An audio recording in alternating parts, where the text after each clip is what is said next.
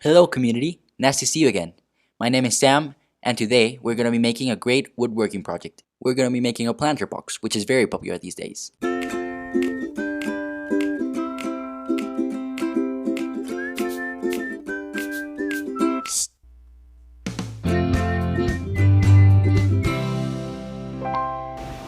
Espérate, ¿cómo es? Es que se me olvidó. Hey guys, my name is Connor and I'm going to be taking you through some of the tools that we're going to need to build our planter boxes. So, let's get to it. First up, we're going to be needing our safety glasses. These should be worn at all times when building our planter boxes. We're also going to be needing a pencil and a tape measure. We will also need a square so that we can accurately mark the lines that we want to cut on the wood. Next up, we're going to need a drill so that we can drill holes in the wood and insert our screws. We will be using 3 drill bits for this project. 2 will be for drilling holes and 1 will be for screwing in our screws. The screws that we're going to be using for this project are 1 1/4 inch long. We're going to need some wood glue to hold this thing together. Now these last 2 tools aren't necessary for the project, but it would be a lot easier if you had them. And they are a drop saw, also known as a miter saw, and a sander. Alright, let's get to it. Let's see what type of wood we're going to need for this project. Remember that all measurements depend on your design. We're going to need a piece of wood that's about 3.5 inches by 3/4 of an inch. And another one that's 1 by 1 inch. Thanks Sam. Hey guys, Aidan here in Ireland, and I'll be taking you through the next part of the project. So go grab your 3.5 inch board, and from that we'll be getting 4 boards for the front and back, which will be of 50 centimeters in length or 20 inches, and we also will get 4 boards for the sides, which will be half the length of 25 centimeters or 10 inches. Go grab your measuring tape, pencil, tri-square and drop saw. Grab your 3.5 inch board and mark 50 centimeters on the board. Then use your tri-square to draw a straight line, which will allow us to cut a straight angle when using the drop saw. If you do not feel confident about using a drop saw, now would be a good time to get some adult supervision. Let's place our measured piece of wood underneath the drop saw, making sure it's nice and flush to the back of the drop saw. Then line up the drop saw with your newly drew line, making sure that it's going to be cut on the line. Once that piece is cut, then use that freshly cut piece to place on top of the next piece that needs cut, so it's going to be the same length. Then once again line up your saw and cut our new piece of wood. Repeat this for the 4 pieces that are needed for the front and back, and then once these are completed, do the same steps again, only this time instead of measuring 50 centimeters, measure 25 centimeters and do the same cutting process, and you'll have your size also. Happy woodworking!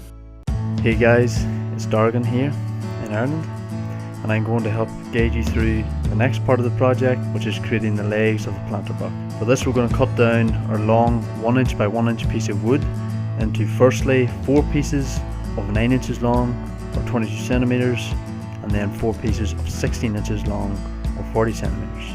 So you should have 8 pieces of wood altogether by the end of this step. So let's go back to Sam to get it started. For the shorter box, we're going to need 4 pieces that are 9 inches long. You can mark just one, because we can use that one to do the other 3. An important piece of advice for every woodworker is to follow the old saying of measure twice, cut once. So feel free to check your measurements again before cutting. And please do as Sam is doing here and use your square ruler at every opportunity that it's useful. It will ensure everything lines up well in the end when you put it all together. It's a very important piece of equipment. Now the chop saw that Sam is using here can be a dangerous piece of equipment if you're not careful. You should have permission from an adult before using it so they can show you how to operate it safely. And if you're in any way unsure, get an adult to operate it for you. Keep your hands away from the blades, and eye protection such as Sam is wearing here should be worn at all times. And just as Sam is doing right here, when you cut the first piece of wood, you can then use that as a template to cut the other pieces of wood. And if you encounter situations such as this, where the wood isn't laying flat and flush with the saw, you can use some spare pieces of wood, such as Sam's doing here, to bring it back up level. Hey woodworkers, it's Finch here from Australia. I'm here to take you through everyone's favourite part, Clean up! That's right, it's time to tidy up what we've done so far. Pull out the vacuum cleaner, if you have an old vacuum cleaner, to tidy up around the saw, all the sawdust. If you don't have a vacuum cleaner you can use to clean up the sawdust, that's alright. Grab a brush and a little pan and just brush down the saw, brush off the table, collect it all in a pan, and if you can, scatter it outside in the garden. It's good for the yard. If not, just put it in the trash can. Make sure you pick up all the tools from all the steps we've done so far and make sure they're all in one spot so we haven't lost anything, and then we can move on to the next step. We can begin with the small box, the shorter box. We're gonna need 4. Now that we have all the pieces ready, we can begin with the shorter box, in case you only want to do that one. We're gonna need 4 9-inch pieces, we're gonna need 4 of the 10-inch pieces, and we're gonna need 4 of the 20-inch pieces. Before putting the screws in, you want to place the pieces together and see what the project will look like. And the next layer is exactly the same. Thank you very much, Sammy, for that. Okay, our next step will be, it's time to grab your pencil and your ruler or tape measure, and we're going to mark a line on the center of the legs of the planter box. That means, so they're 1-inch legs, so half of 1 inch is half an inch. So as you can see, we're just going to mark a little mark halfway and then transfer that down onto the sides of our box. We're then going to grab our square so we can draw a nice straight line and transfer it around to the sides of the planter box.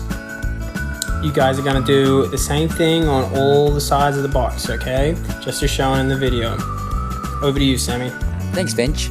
Once you have marked the lines on both sides, you can go ahead and copy them on the opposite board.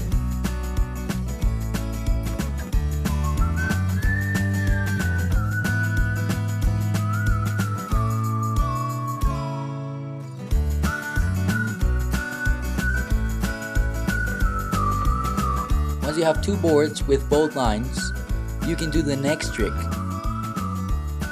You're gonna put them in the middle and use a ruler to mark them all at the same time. By doing it the way Sammy's doing it, it means there's less measuring out, and you're going to make sure that all the boards have the line in exactly the same spot.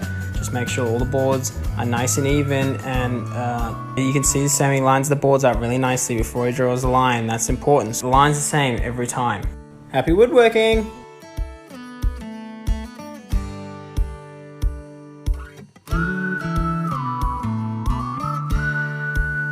¿Qué digo? Nada.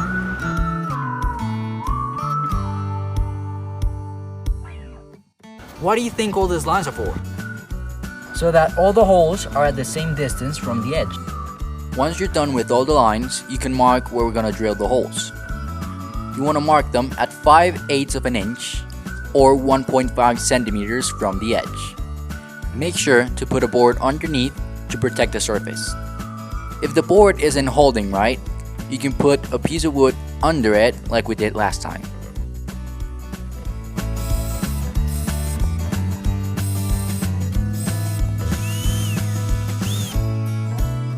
When we're done making the smaller holes to guide the screws, we can use a bigger drill to make bigger holes for the heads. Make sure they're the same diameter as the head of the screw.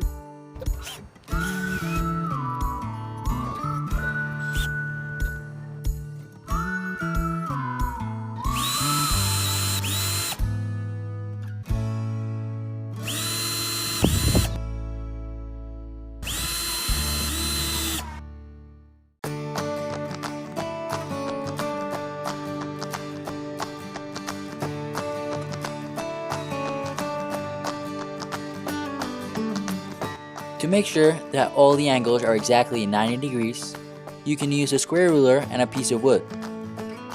you place the square ruler and one of the legs so that it's completely straight. Now, you use another leg just to hold the board. And you put your piece of wood on top and make sure this side aligns as well as this side. Like that.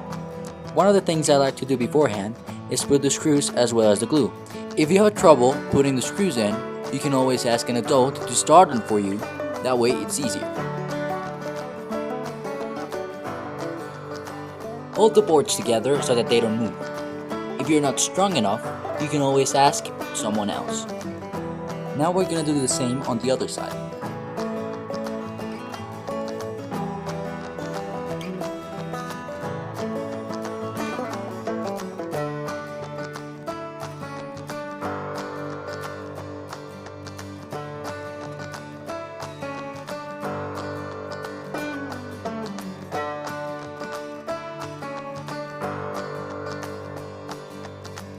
Once you're done with this, put the other board on the bottom and you have something like that.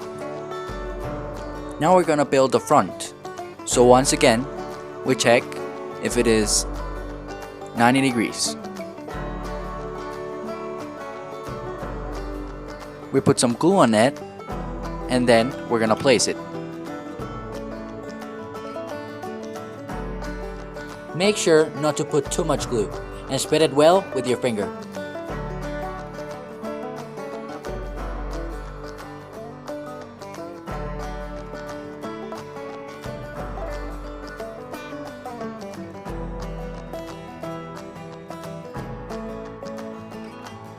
Now that you're done with the front, all you have to do is the back.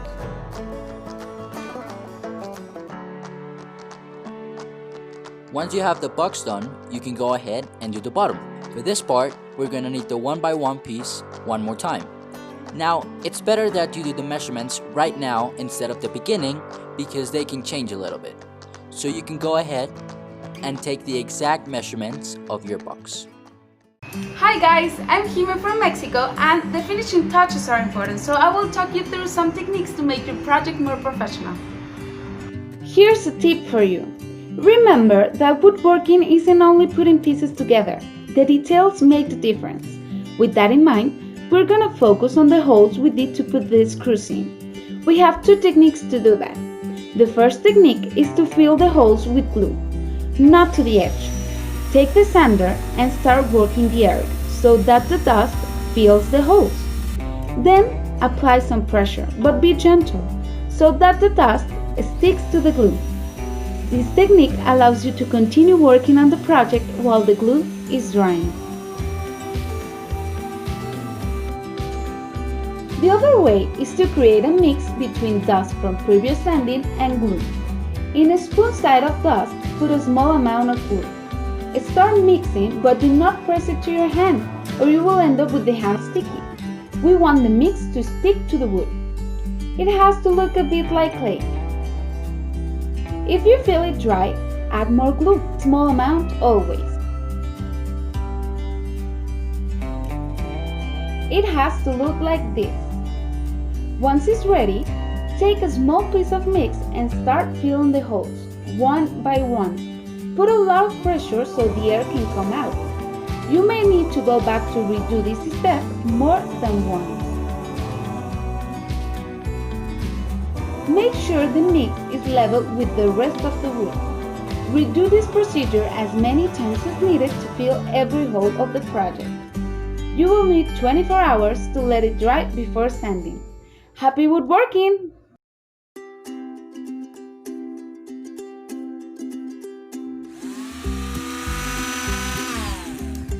Once we're done putting the bottom and filling all the holes with wood putty, we can begin sanding. Make sure to use eye protection and a face mask to cover yourself from the dust.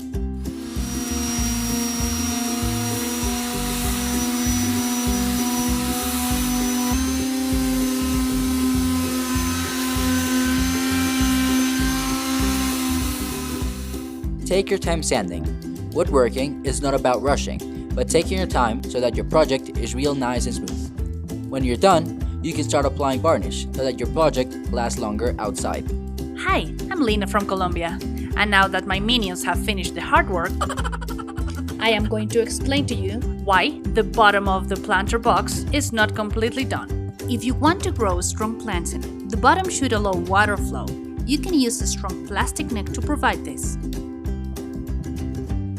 Very last step, right on top, place gardening fabric. It protects the plant from cold and gardening aids. Happy woodworking!